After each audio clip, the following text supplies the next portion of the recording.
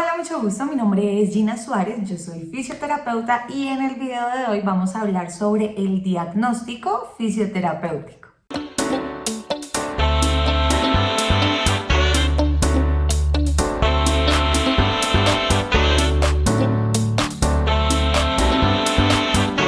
En un video anterior hablé sobre la valoración fisioterapéutica, cómo yo hago una valoración o una evaluación a un paciente, y el siguiente paso después de hacer la valoración es dar un diagnóstico. Entonces en este video les voy a contar cómo yo hago un diagnóstico, qué cosas debe tener y qué cosas siento yo que no le pueden faltar a un diagnóstico.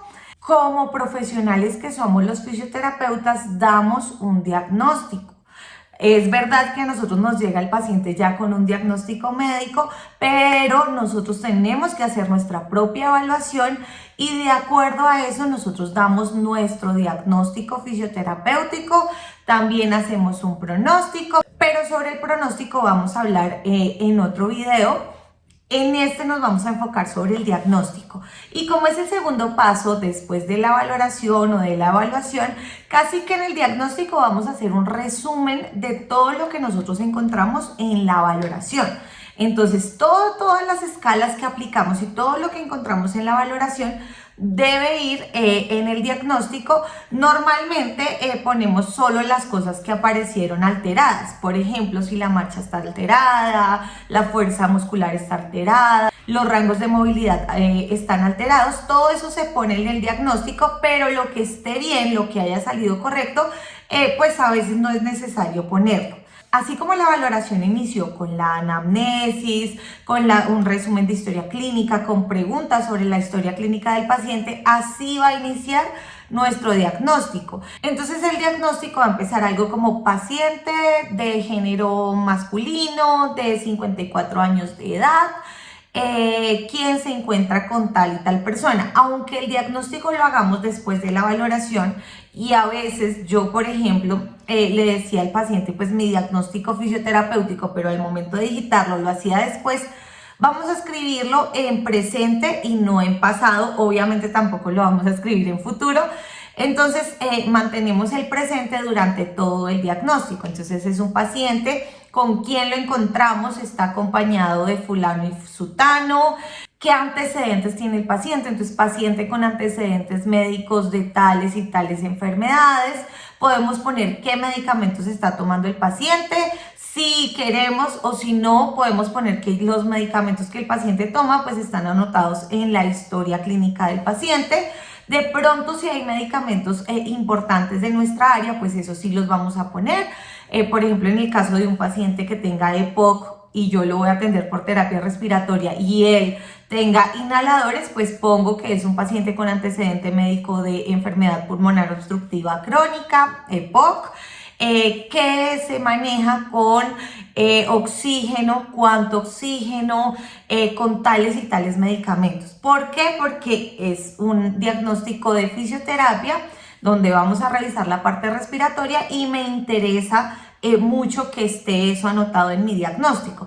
Pero si es un paciente que tiene alguna otra enfermedad que no me afecta directamente en mi tratamiento, o que no tiene que ver directamente con el movimiento corporal o la parte cardiopulmonar, pues puedo poner los medicamentos como principales, porque hay pacientes que tienen muchísimos. Los principales los puedo poner ahí.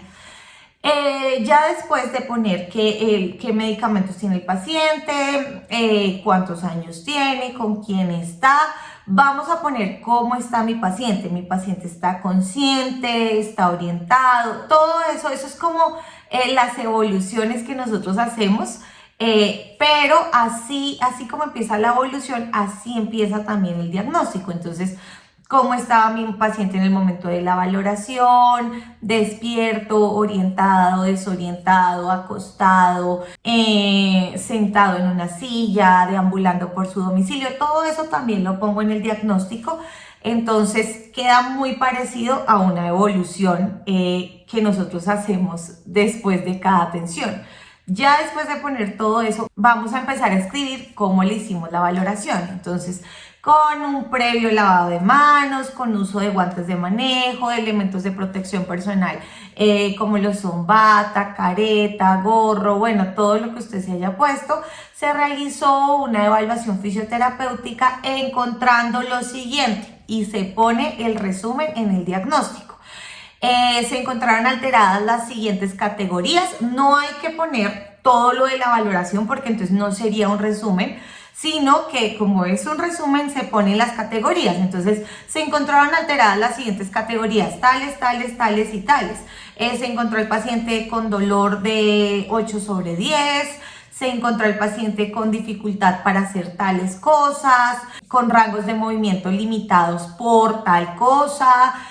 Todo eso se pone en el diagnóstico, que es como lo que les digo, el resumen de la valoración por las escalas de la apta. Luego voy a hacer un video hablando sobre la apta y cuáles son las categorías y las escalas que ella propone, pero básicamente ponemos, se encuentran alteradas las siguientes categorías, las ponemos todas, pueden ser varias o puede ser una, de acuerdo a cómo nos haya ido en la valoración. Luego de poner las siguientes categorías en el diagnóstico, a mí me gusta siempre trabajar con un modelo que es un modelo biopsicosocial de Bonfenbrenner, lo pueden buscar.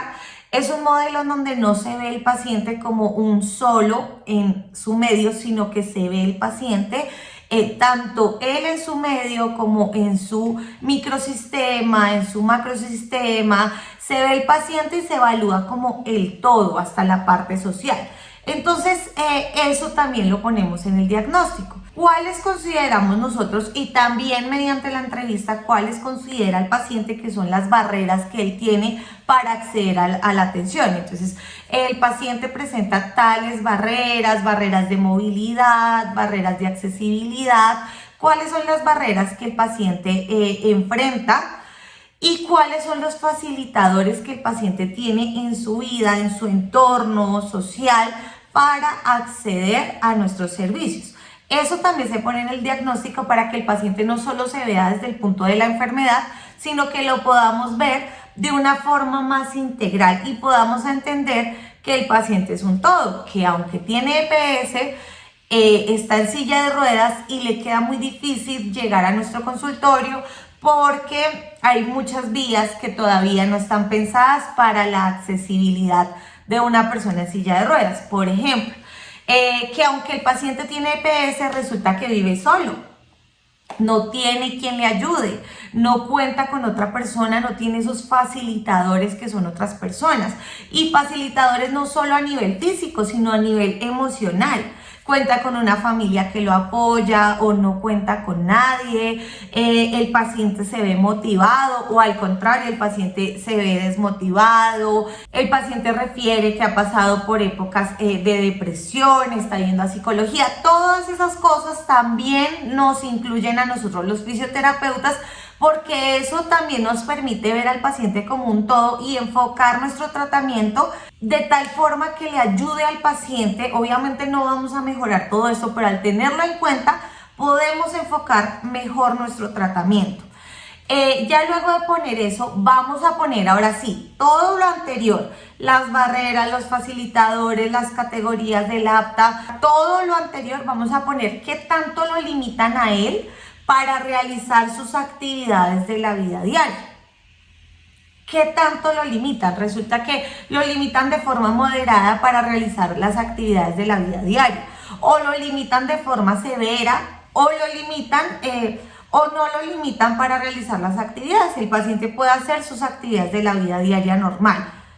¿Por qué evaluamos eso? Porque uno de nuestros objetivos debe ser como buscar la funcionalidad del paciente y disminuir las limitaciones en la actividad de la vida diaria, de tal forma que el paciente sea lo más independiente posible. Siempre nosotros debemos pensar en la independencia de mi paciente. Si está en silla de ruedas, tengo que entrenarlo para que él sea lo más independiente posible.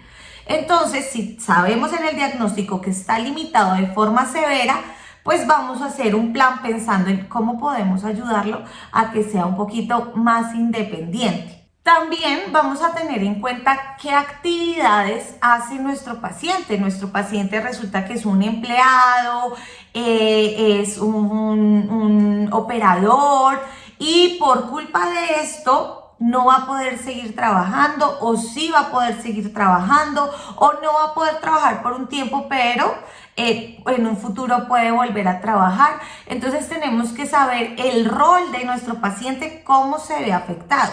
Entonces todo lo anterior lo limita de forma moderada para hacer sus actividades de la vida diaria, pero en su rol como empleado, como proveedor del hogar, se ve afectado de forma severa. ¿Por qué? Porque aunque está limitado de forma moderada, resulta que el paciente es independiente, no puede ir a trabajar, a abrir su negocio, entonces lo limita de forma moderada para sus actividades de la vida diaria, pero lo limita de forma severa para su actividad o su rol como proveedor de la familia. Eso también se tiene en cuenta. A veces pensamos que los fisioterapeutas solo nos encargamos del movimiento corporal o de la parte cardiorrespiratoria y ya. Y no, nosotros también impactamos en la vida de las personas y por eso debemos tener en cuenta si mi paciente es una secretaria que tiene síntomas del síndrome del túnel carpiano, ¿esto cómo va a afectar su trabajo? Resulta que ella es la única proveedora. A veces hay pacientes que me dicen, no, es que el médico me dijo que no podía volver a trabajar y que así me sanaba. Sí, es verdad, si usted deja de trabajar, pues pueda que disminuyan los síntomas, pero tengo que tener en cuenta cuál es su rol con ese trabajo. Ella es la que provee para 3 hijos o para su mamá o para sus papás.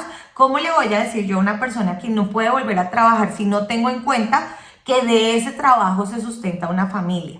Y esto también nos da claridad al momento de planear una intervención. Bueno, no la podemos sacar del trabajo, ella no puede dejar de trabajar, pero voy a proponer un ejercicio laboral para que ella lo haga cada 2 horas y en la tarea de estar digitando no tenga tanto impacto de forma negativa en su diagnóstico. Todo esto se debe tener en cuenta. Y ya después de escribir todo lo anterior, pues hacemos como el último resumencito del diagnóstico, que es lo que básicamente le decimos a nuestro paciente. Tú tienes un síndrome del manguito rotador. Eso es como el diagnóstico chiquitico, pero no solamente pensamos síndrome del manguito rotador, sino que ya tenemos todo lo anterior. Si tenemos exámenes, hay que tenerlos en cuenta. Entonces, el paciente me llegó con una ecografía que dice tal cosa, el paciente llegó con una resonancia magnética que demuestra tal cosa. Entonces, teniendo en cuenta los resultados de imágenes con la valoración hecha, se concluye que el paciente tiene tal y tal cosa. Pero ojo, como les digo, el diagnóstico no es solamente eso pequeño, que uno dice, sí, ay, yo tengo síndrome del túnel del carpo. Hay personas que dicen, yo tengo túnel del carpo, que es un poco curioso porque todos tenemos túnel del carpo, el problema es la enfermedad. Entonces, yo tengo síndrome del túnel del carpo, sí, pero el diagnóstico va mucho más allá de solo lo que tiene mi paciente. Si yo le digo a una persona, ah, claro, tú tienes parálisis facial, y trabajo la parálisis facial, pues está bien, no está mal. Pero si yo tengo en cuenta todo de cómo se ve afectado, de qué es lo que está pasando, voy a trabajar un poco mejor y con más empatía a lo que está pasando en mi paciente. Entonces, así hago yo un diagnóstico. Puede que hayan otros fisios que lo hacen de forma diferente. Yo he leído diagnósticos diferentes y no quiere decir que si no lo hacen como yo está mal. Pero lo que sí les recomiendo es que siempre tengan en cuenta las categorías de la APTA, tengan en cuenta la parte biopsicosocial de mi paciente, cómo está él y su entorno a nivel emocional, a nivel social, hasta la parte económica es importante tenerla en cuenta. Tengan en cuenta las actividades de la vida diaria, la independencia del paciente y los roles que él desempeña.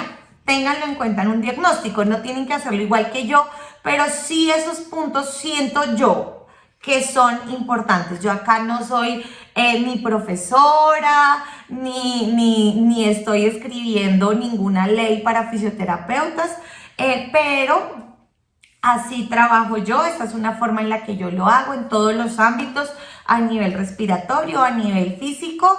Y ya, listo, hasta aquí el video de hoy. Yo espero que les haya gustado.